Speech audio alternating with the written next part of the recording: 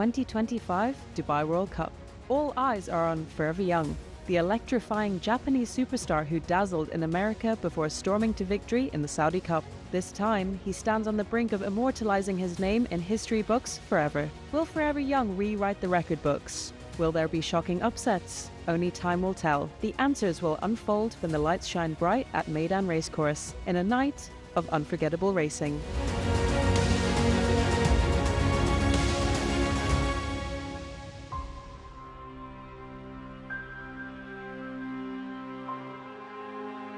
Well, if that doesn't give you goosebumps, I don't know what will.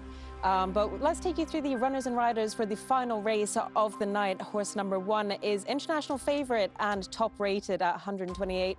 It is the youngest horse in the race as well, Forever Young. Horse number 2 is a hit show for the Brad Cox team. Horse number 3, Il Maracolo for Antonio Sano. Horse number 4 is a local hero, Imperial Emperor for Tiger Shea and Bhupat Seemar. Horse number 5, Katona for Sylvester de Souza and Doug O'Neill. Horse number 6 is Mixto for Doug O'Neill and Frankie Dettori. Horse number 7 is Ramjet. Horse number 8 is Rattle and Roll from the US, from the Kenny McPeek team. Horse number 9, Ushba Tesoro, who won the Dubai World Cup in 2023. Horse number 10, another one for Bhupat Seemar, Walk of Stars. And last but not least, we have Wilson Tesoro in number 11. And Carlos, we had the gate draw a few days ago. Everyone actually seemed happy with their positions.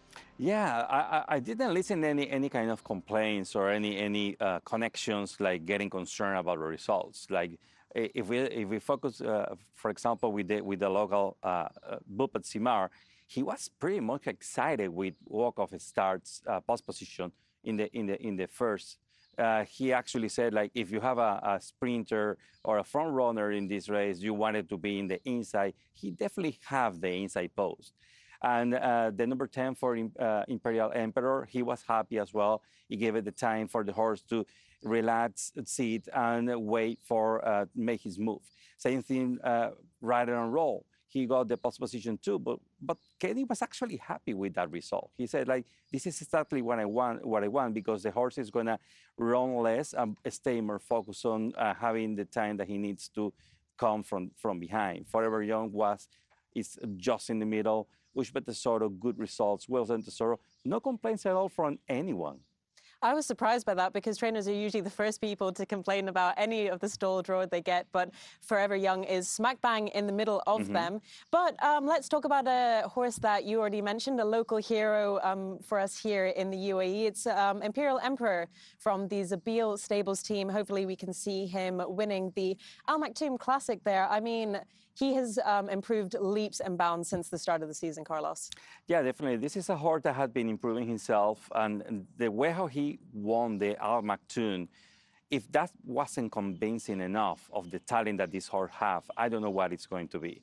Definitely, it is a horse that we need to take into consideration for this race. Takoshi actually decided to go with this horse for the big one after Laurel River wasn't part of the selection of horses that will be running the Dubai World Cup. So definitely a horse that we need to take into account for this race. Exactly, and I wasn't expecting him to win by 8 lengths either. But yeah, he's done so well this season, and for a Tig to choose him instead of Walk of Stars, I think that says a lot. But it is a shame that our winner from last year, Laurel River, won't be running this year. Yeah, definitely. We were all waiting that match, like the same match that we have in the Saudi Cup between Romantic Warrior and Forever Young. We were expecting that match between Forever Young and Laurel River. Sadly, it wasn't able. That didn't happen. But Bhupat Seemar has been sharing that the horse is doing very well. The plan continues to be to return Laurel River for the next season, to give it a try, hopefully, to come back for a revalidation of the Dubai World Cup, but also maybe give it a try to the Saudi Cup. Exactly, and we just see here Walk of Stars winning the Al Maktoum Challenge, beating his stablemate Imperial Emperor. So I think it's going to be neck and neck between them, if anything, out of the local stars anyway. Yeah, the key here is going to be Walk of Stars is a front runner. How many other challengers is he's going to have in the first 4 lanes? that could make that the situation. I don't think he's going to be as comfortable as he was last year, Royal River. He's a good sprinter, position one. He definitely has that in his favor. With a good break, it should like easily take in the lead. But well, other horses like Wilson Tesoro let that happen, or Mixto that used to run very close to the lead. I don't think so. Yeah, I think that there's too many things in play here. But Walk of Star is very talented. Bhupat, it's very much he understands and he is aware of his talent, but he has shared also that it's not an easy horse to train, not an easy horse to ride. So that's going to be a big question mark there. Exactly. And let's hear what Bhupat Seemar had to say on his two stable stars. And a horse that's been really impressive this season for you is Imperial Emperor, obviously. Were you expecting him to be a Dubai World Cup runner? Not when we bought him, but, those are the hopes and dreams that, when you buy these horses. I mean, he's by Dubawi out of Fast and Rock Mare, Zukova. I think she's half sister to Charlie's horse, who was the best horse in the world, Gayat. Some, great pedigree. But obviously, when you buy these horses, you think they'll get there. But he's been very good. He's had 4 runs this year. He won 3 times, and he was second to Walk of Stars in the Grade 1. So happy with him. All is good so far, and hopefully we get a good draw. He's one of those horses. He trains well. He doesn't break the track record in the morning, but he trains well, and this is exactly what he's doing. That's what it's all about. It's not just a sport of kings. It's collectively so many people can enjoy racing, enjoy race horses, and this is what it's all about, I think. And how's Walk of Stars been doing, and what are your hopes for him for the World Cup race as well? He's a horse with immense talent. We took him to Saudi, didn't work out for him. He's a horse who likes to be familiar with his surroundings. He's a little bit faint-hearted, I would think. A little bit of a nervous horse. So Saudi, unfortunately, he lost a lot of weight when he went there. He's back in his home ground, in his stable, on his track, the track he likes. He's doing well. We always get such great insight from Bhupat Seemar and the Zabeel team. But I think we should move on to the international favourite for Every Young. Everyone is really looking forward to this horse. I know I am. I can't wait to see what he has to do. Definitely. This is a horse that have the attention of everyone that loves horse racing around the world. It has been growing the hearts of everyone also, from being almost close winner of the Kentucky Derby in 2024, winning the UAE Derby here, beating Autobahn in the way how he did it, and as we are seeing it right now in the screen, this is not the horse, we were discussing this, like it's going to win by 5 lengths, but it's going to horse that is going to go for a win, even by a neck. And you can see here, this was a win of the UAE Derby, but I would say 1 length and a half, and it's the style of this horse. He has been building. There were a lot of expectations in the Breeders' Cup Classic to get that horse in the winner's circle. It didn't happen. He hasn't had the perfect trip at that time, but he come back strong. He definitely the stronger as the Sodico winner. Yoshito Yahagi has been very, very vocal in the sense of like he not just come back from the race well, he come back stronger. That means that this horse is meaning business. You can see it in the morning. He has grown as a horse, but also mentally, he's this kind of horse that knows that he owns the place. He has the talent, and he's just like enjoying the ride. And definitely, this is one quality of him that everyone is like paying attention, and he has become the vedette. That's the reality. That is true, and he's only been beaten twice in his career, both in the US. And I've seen a trend of horses that do really well in the UAE Derby. They go on to the Kentucky Derby, and they don't do so well. Remember Thunder Snow? Of course. Yeah, one of the key things there is the time difference between when the UAE Derby happens and the Kentucky Derby. That you're talking about a month and a half, taking into account quarantine, traveling, and all that. So it's not as easy as it should be. But in the case of Forever Young, he's a traveler. He's well known for each of the different races. He does it in a different country every time. He hasn't run in the same country for 2 times in a row. So he's used to it. That I think that was the big difference when we talk about his performance last year. Exactly right. And I was lucky enough to go speak to the work rider of Forever Young a few weeks ago. Let's see how he got on. My name is Yukihiko Araki. I'm an assistant trainer of Yahagi Stable and riding Forever Young every morning. Not nervous. I'm really, looking forward to it. And we had Forever Young gallop this morning. That was really good. Good balance and really good stride. So yeah, so far so good. The last year, Saudi Derby, he won after that, came to Dubai and went to America. But the last year Dubai time, he really enjoyed and the condition was really good. So he spent here about over a month last year and also here this year too. And he's going to spend more like a month. So Dubai is like his second home. Probably doesn't mind. Maybe he loves traveling. So usually like a horse gets really nervous to get stalling in flight and also in the track. But looks like he's enjoying that. Ryusei Sakai, he's our stable jockey, and also he's still young, but getting really good results and so many winners in Japan. He's in now like top 4, top 5 in Japan.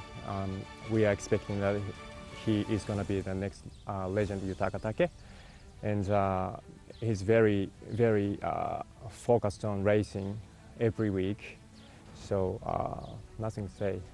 He's really good man. Yeah, I don't really mind about the contenders. What we do is just make him perfect condition, and also make him happy, and then go to the race. That's all. Compared to the last year Dubai, I feel like he's, of course he got used to it, but I feel he grew up more and more, and so when I ride, I feel his balance is really getting better and body is getting muscular. So the traveling is affected a lot. Yeah. And after that, I rode him in here, and he was like very, very good, more than I expected, which means because he battled with Romantic Warrior, maybe Romantic Warrior lifted his potential up by the race. So we have much respect to Romantic Warrior and hope he's going to win Dubai here and my one too. Yeah, I'm quite surprised that James McDonald took Romantic Warrior outside and passed Forever Young very easily. But yeah, I just believed my horse. Yeah, that's all. They said to me, Forever Young was really strong and good race. So I said, oh no, yours better, because that was a dirt. Romantic Warrior was first dirt race. So I just said, I don't want to battle you anymore. Now what we gotta do is just aim for Dubai World Cup and win a race. Yes, proud of Forever Young, of course, but proud of the room and the whole team. So yeah, it's going really good so far. So it's just keep doing that. He's still young, like getting really like calm and focusing on really well, but still do sometimes like childish things. But he's Forever Young. He wants to be Forever Young, I think.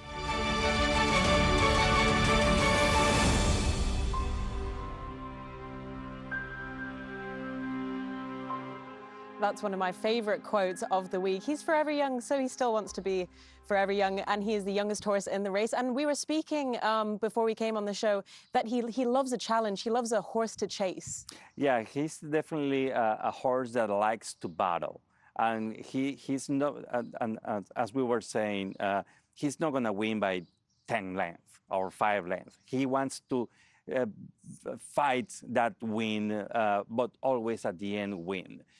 You see it in all his previous races. It's always half length, one length, 2 length top, I would say, but always staying very close to the challengers, but he in the front.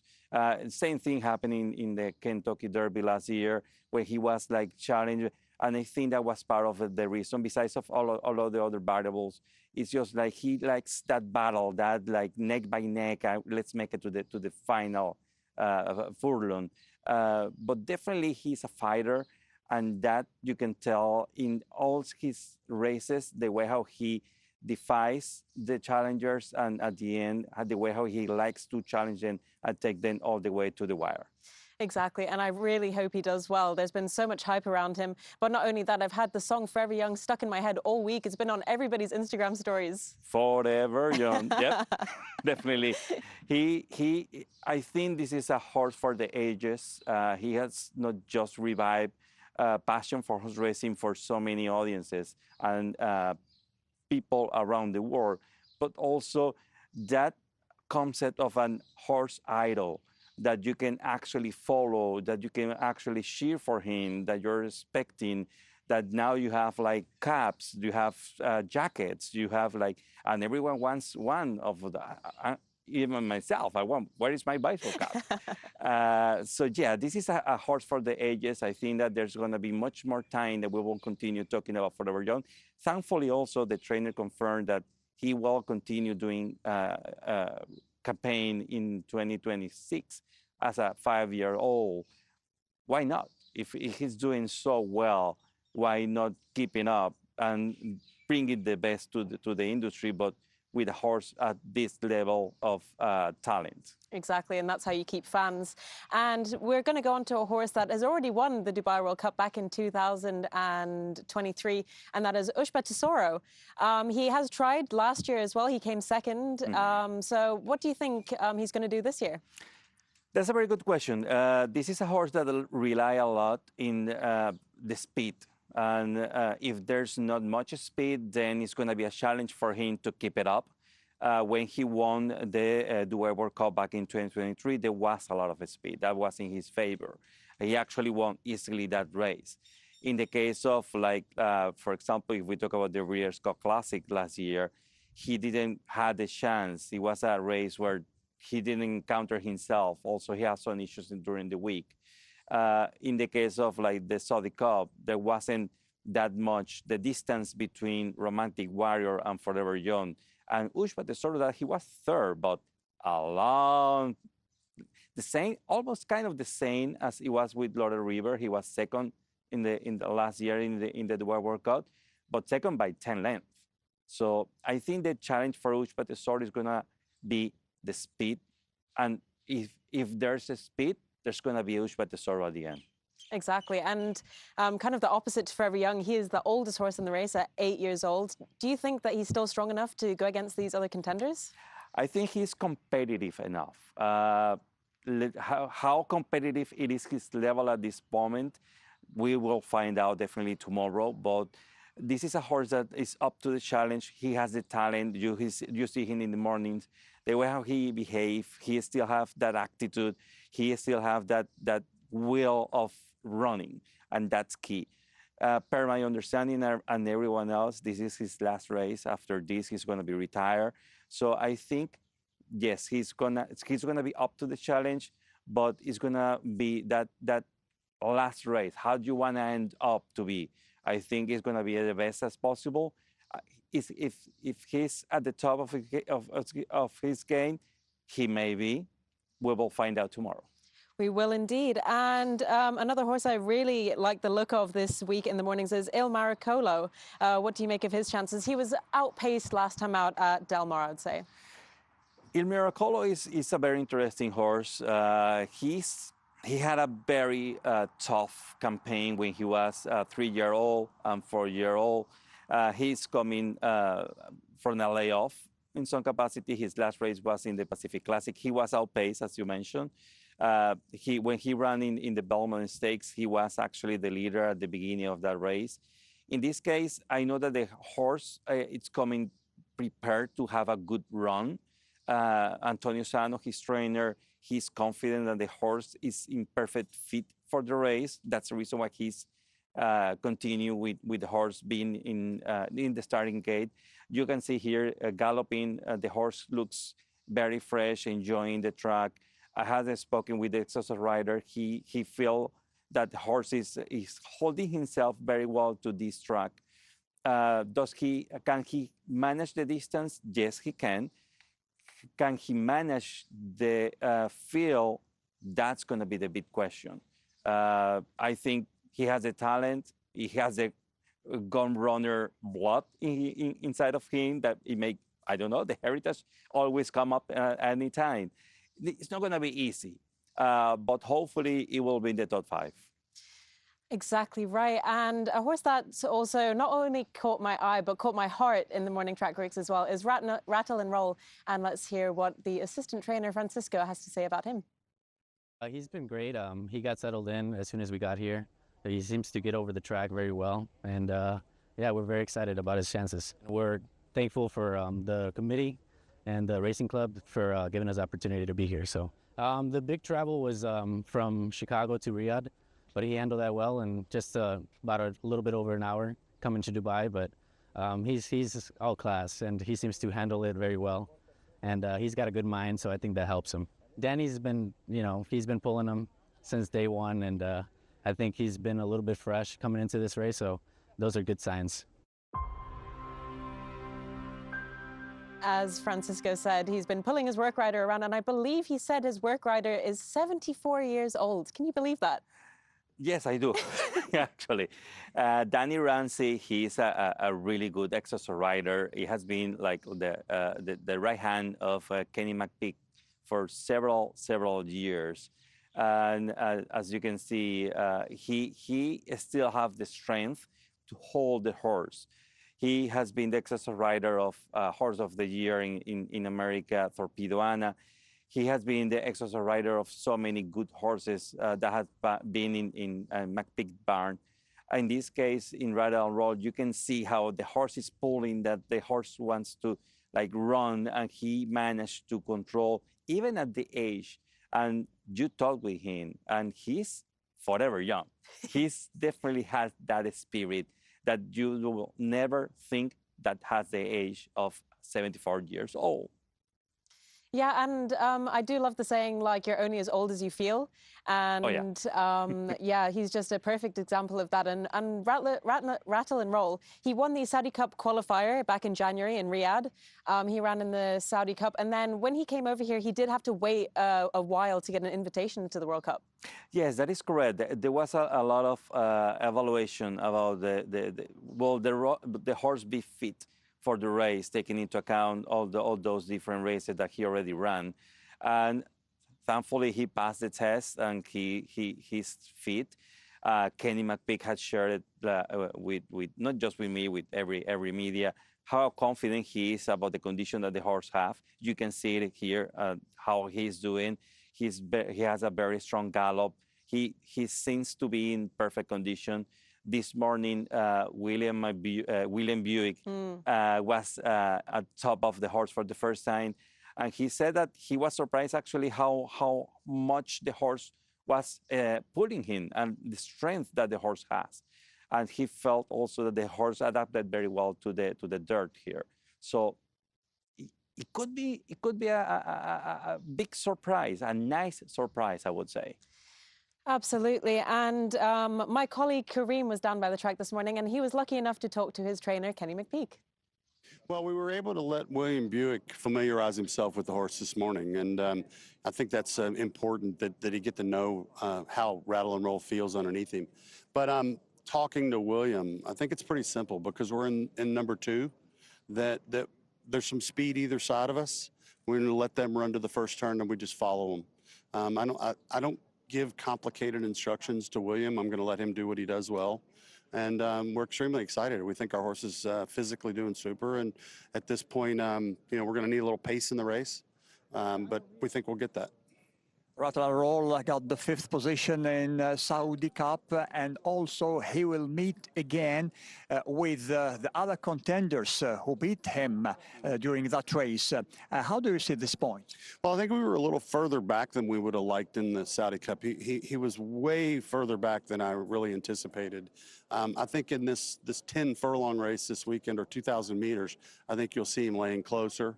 And William and I have already talked about that, but ultimately it'll be up to William and where he places him. But the race needs to have a little pace for him to win, and hopefully that happens. Your thoughts about what's going to happen during the race? Because most of the people here or in the world, the fans, the media are talking about Forever Young and the other horses. How do you see this point? Well, having run against Forever Young in the Kentucky Derby last spring, so we watched him train a lot. Fantastic horse, but you really don't worry yourself about one horse. You never miss a race because you're worried about one horse. And Forever Young's obviously a great horse. At the same time, it's horse racing and a lot can happen. And that's why we come. And when we feel like, if Forever Young doesn't run his best race, then we have an honest chance to win. Kenny McPeek, how do you find the atmosphere here during these days here in Dubai before the Dubai World Cup? Well, great energy. I've been coming to Dubai for 23 years now, and every time the city changes.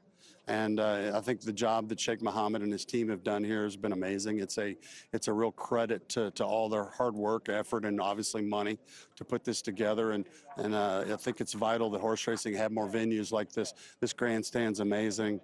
The facilities are amazing, and hope I come back every year. Cross finger for Rattle and Roll. Wish you all the best of luck. Yeah, so thank you so much. All right. I love when the US invaders come in and take over the track. Two horses from the Doug O'Neill's team that I would like to talk about is Katona and Mixto. What have your impressions been of them in the mornings? Mixto has been very strong in the mornings. He has shown a lot of good intention to run. This is a very good-looking horse from Doug O'Neill barn. I think he's looking ready for the challenge. Would he be ready for the up to the level of the challenge? That's the question. But he's looking really good.